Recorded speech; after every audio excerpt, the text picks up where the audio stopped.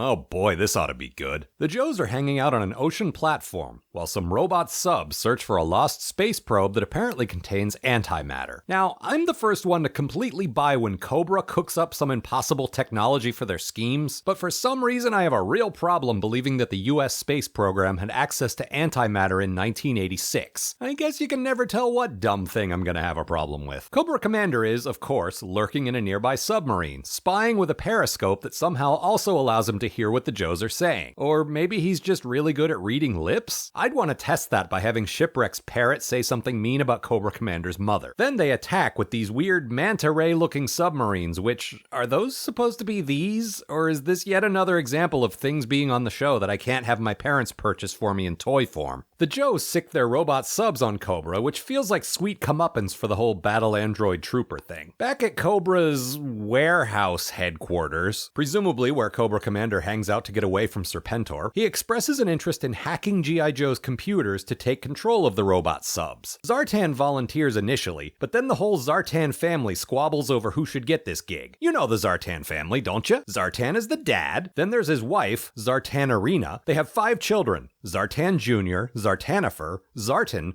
Zartrude, and Zarther. And don't forget their little kitty, Zartiger. All of them, of course, inexplicably turn blue when exposed to sunlight. Zartan Jr. draws the short straw and proceeds to hack the G.I. Joe's computers by breaking into their headquarters. Oh, right. Modems were just barely a thing at this point, so General Hawk probably hasn't sprung for that second phone line yet. Poor little Zartan Jr. gets chased away from Joe headquarters by a surprisingly alert security guard, so Zartannifer decides that it's her turn. She shows up in disguise as a computer specialist, complete with a piece of paper that says she's allowed to walk into the door with the big secret sign on it. And Beachhead, who I thought I was beginning to like, completely falls for it. Sergeant Carol Weidler, I'm assigned to aid in the installation of secret computer equipment.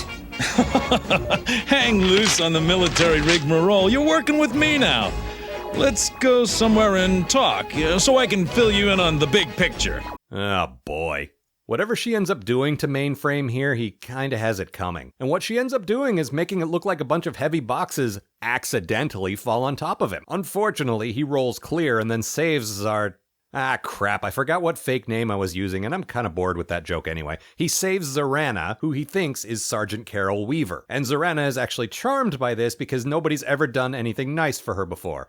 Ugh, this never would have happened to the Baroness. I wanted to make a pass at you, but you're too decent a lady to treat like that. I'm just gonna leave that one alone. She then agrees to go to dinner with him. Oh boy. Back in the Cobra warehouse, apparently Serpentor is here. You guys have a perfectly good terror drone and you're just hanging out in a self-storage facility somewhere? Did Cobra spend through all that cold slither money and go bankrupt again? Meanwhile, Mainframe takes fake Carol to dinner at a place called Joe's. Official motto, where your waiter is probably Zartan 50% of the time. And oh, look which side the coin fell on this time. Then the Dreadnoks all show up and try to take Zarana with them, but she's having none of it because feelings, I guess? They go back to base and Mainframe tries to take her in the door with the big top secret sign on it, but you'll recall that her fake papers only allow her to access the door that says secret. He basically lies to Beachhead, implying that Duke said it was okay, and Beachhead completely falls for it. That's strike 2, Beachhead. Also, you're out of uniform, mister. Put that ski mask back on. Zarana tries to attack Mainframe with a wide assortment of tools, but she can't bring herself to do it. She finally does snap out of it though and zaps him with a giant blast of electricity. They make out a little first though. And who can blame her?